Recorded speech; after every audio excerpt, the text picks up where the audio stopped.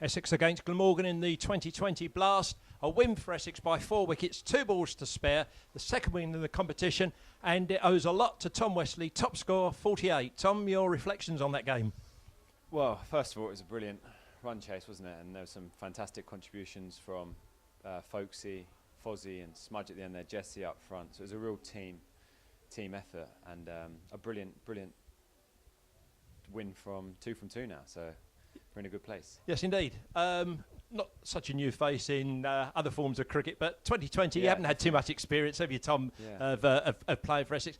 But having said that, you almost looked like a seasoned professional out there. Took everything in your stride. Clean hitting, I wouldn't say. Rather, certainly not risky hitting. Good shot selection.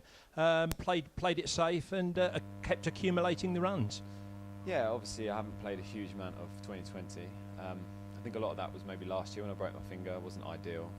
I think I was going to have a little run in the side then, but these things happen. So I was just pleased, obviously, to get an opportunity and do fairly well. I was frustrated to get out, caught on the boundary. It was frustrating. But yeah, I think I've played quite a lot of championship cricket, as you said, and one-day cricket, and I just try to take sort of my one-day game sort of into 2020, because I think sometimes in the past, the few games I have played, maybe I've changed my approach, whereas this evening I felt fairly calm and just carried on from there. Yes, indeed. And you came in almost at the end of the power play, but perhaps that's one of the secrets. You're actually batting high in the order, so looking at it long term, I mean, there were plenty of overs, if there is ever plenty of overs in 2020 cricket, but you had actually time to pace your innings, didn't you, rather than coming in lower down the order when the real target chase is on? Yeah, I mean, there are certain individuals in the team, likes of Tendo, Napes, Folksy, that they hit a very clean ball and can clear the ropes. Whereas something that PG spoke to me about is because I'm used to batting at the top of the order, just playing proper cricket shots. I hit the ball cleanly. I might not hit it as cleanly as those guys for 6, but something that we've definitely spoke about me batting at the top of the order is just to be, positive and hit strong cricket shots. So that's something that I've been trying to do. Well, you did clear the ropes on occasion. Well, I mean, doesn't matter. Doesn't matter. There are still 6s. And something I'm not too familiar with, but just cleared them. But looking at the target, 190 to win. It's always one of the more compact, smaller grounds, but it still takes some doing, doesn't it? It's a great run chase. Did you actually feel any particular pressure on the batters tonight? Because obviously, because of injuries, the weakened bowling attack, perhaps expect the more experienced batters to just step up a little bit. Well, we have, as you mentioned there, we've been seriously hampered with injuries and certain players away, obviously.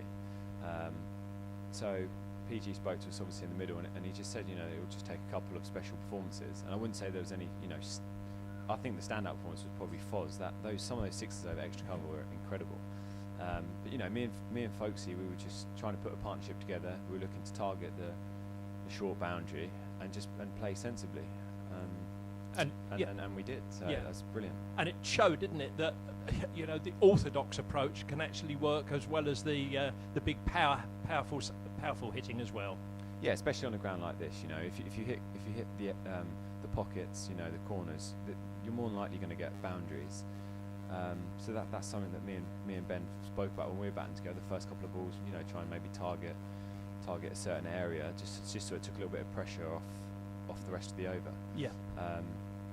But yeah, obviously chasing 190, 189, is a brilliant effort from the team, and will take a lot of confidence into the rest of the games.